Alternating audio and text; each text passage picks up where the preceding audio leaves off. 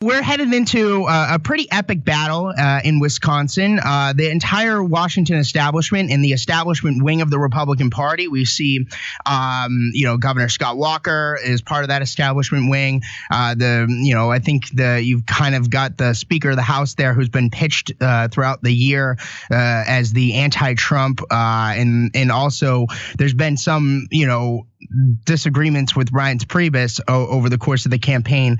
Anyway, the point being is it's widely known that the establishment of the Republican Party's almost their home base is Wisconsin, and they are throwing everything at the wall they can to try to stop Donald Trump in Wisconsin. What are your guys' chances on Tuesday?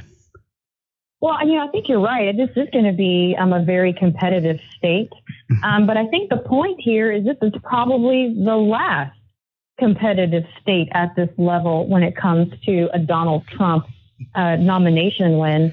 And it is pretty intense when you see every single Republican leader, establishment, and follower of the party kind of gang up on the one person that has won the most votes in the Republican primary so far. So what we're really seeing is a contest between the Republican voters and the Republican leadership. And regardless of who wins Wisconsin, Donald Trump's schedule forward is going to be very, let's just say, complimentary of his campaign.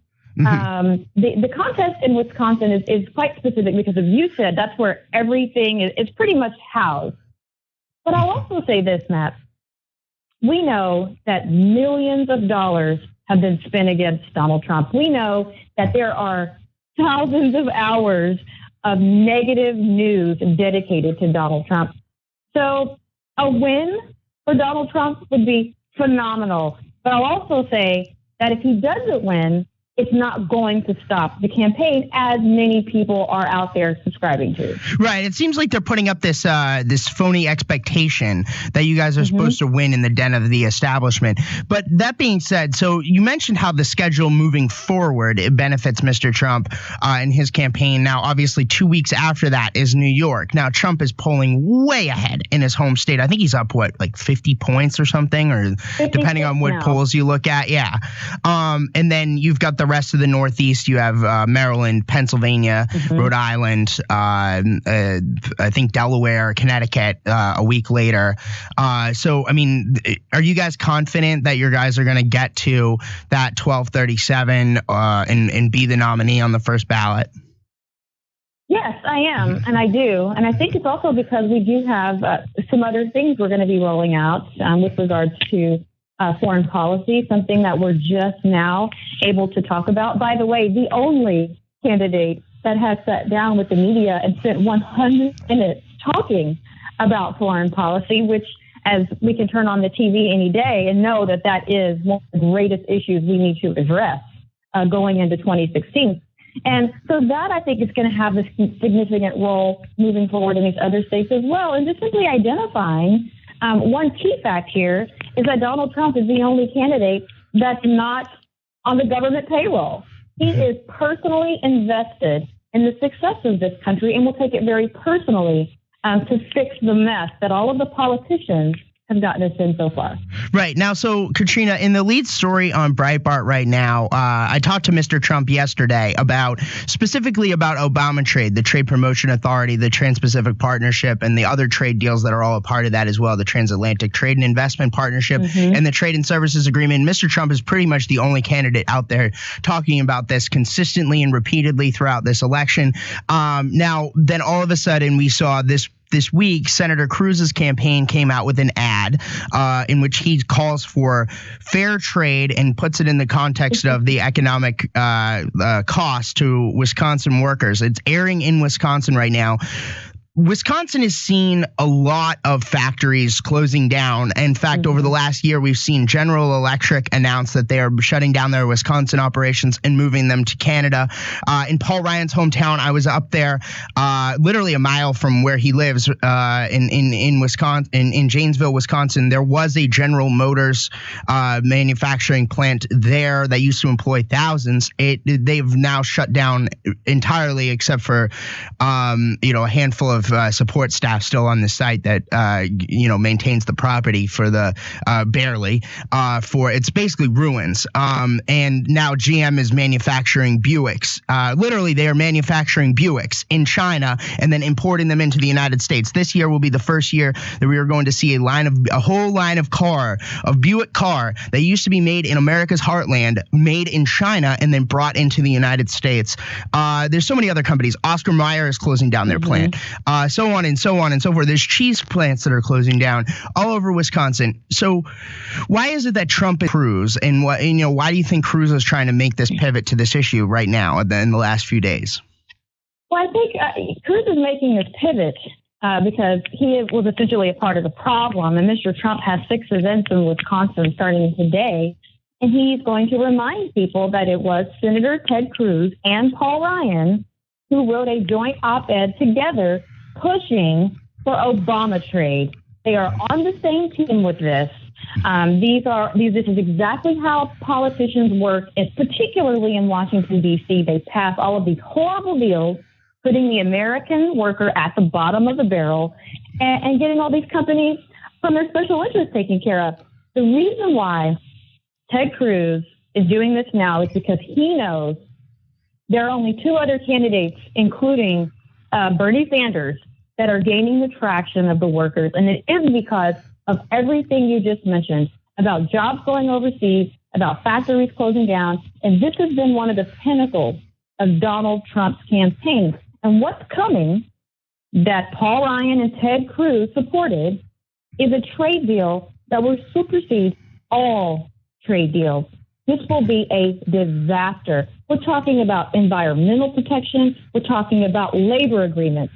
We're talking about bans. We're talking about intellectual property. We're talking about drug prices, wages, you name it. This Obama trade package, because it is a package, will be a disaster for the United States, to the point where they're actually going to incorporate investor dispute settlements, giving these multinational corporations standing to sue countries, entire countries, if they create regulations that hurt their profits.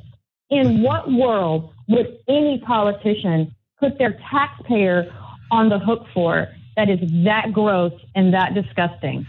Right. Now, Katrina, in the last few minutes we've got left here, another issue that I think ties together with this trade thing, and it's another thing that Mr. Trump has been, out there beating the drum on every day throughout the election, is the issue of immigration. Now, later in the show, we're going to have Sarah Blackwell from Protect U.S. Workers. They're an organization that goes out and highlights all the different U.S. companies that are literally gaming our visa system right now and our immigration system to bring in foreigners or to replace their American workforces for cheaper amounts. There's all these companies that are doing this. Again, Mr. Trump has been the only person zoning in on any of it. I believe he's had Disney workers. He's had Miss Blackwell speak at rallies. Again, how important is it if people the voters out there, I think they're beginning to understand this throughout this election process, that their job is literally at risk, even if they're in the upper middle class. It's not just the service industry positions that are at risk of being replaced by immigrants, guest workers, et cetera, or illegal aliens. It's every job in the United States is at risk due to these trade and immigration policies. Well, Matt, it's worse than that. It's worse than just your jobs being at risk. Your lives are at risk because we do have this open border policy. We do have this abuse of the visa system, which we just saw in San Bernardino. And you cannot have an honest discussion about how to fix the nation's problems, whether it's regard to healthcare, the budget, crime, or education. There isn't a part of the American economy, period, that you can't have without addressing this one issue, because immigration is key to solving the majority of the problems financially in this country. And yes, jobs are extremely important. People are waking up every day, Matt. They're looking out the window, they're going to work, and they know something is intrinsically wrong with their country. They don't recognize the country, and they see politicians, Republicans and Democrats alike, on the TV saying, well, these aren't our values. This is what Americans always do. And they don't agree. That is why we see such emotion involved in this cycle, because everyone knows intrinsically that time is running out. Time is of the essence. We have one more opportunity to get this right, to get back on track. And that's why you're seeing on the Republican side, people lining up behind Donald Trump. Yes, Ted Cruz is coalescing the establishment. Donald Trump still has the voters coalescing behind him from all factions in the Republican Party. He's bringing in Democrats, independents, and he's even been winning women. So the media narrative and the establishment narrative is the only thing trying to convince voters not to support Donald Trump. Because when you look at going down the bottom of the polls, not just the top line, you haven't seen Ted Cruz or John Kasich win at any level when it comes to the exact issue. Mm-hmm. Yeah, no, that was the last thing I was going to ask you about is specifically the media narrative. And another media narrative we see out there that I think is bunk is that they keep putting forward this idea that Trump doesn't have policy plans. I mean, I go to his website, I look at him. I mean, he's got the most in-depth policy plans of any of the candidates. I mean, just to be completely frank and honest, I mean, he just does. Well, anyway, Katrina, thank you for taking the time on Saturday morning to give us a call. Absolutely. Great to be with you.